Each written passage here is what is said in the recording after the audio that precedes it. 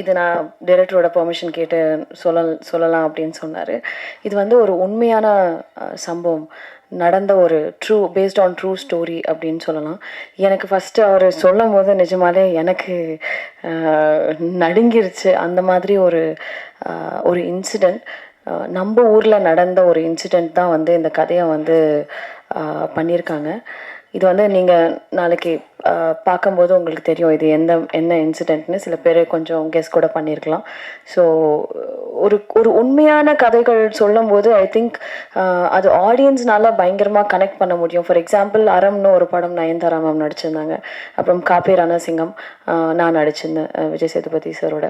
So இதெல்லாமே வந்து ஒரு உண்மையான கதைகள் எப்போ வந்து பிக் ஸ்க்ரீனில் சொல்லும்போது it makes a huge impact நினைக்கிறேன். ஏன்னா இந்த மாதிரி இன்சிடென்ட்ஸ் வந்து நடக்குது அப்படின்றதே நிறைய பேருக்கு தெரியாது.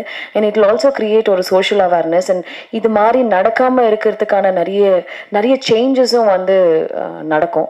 ஸோ இந்த மாதிரி உண்மை கதை எடுத்து பண்ணதுக்கு தினேஷ்க்கு ஃபர்ஸ்ட் ஒரு பெரிய கைத்தட்டல்.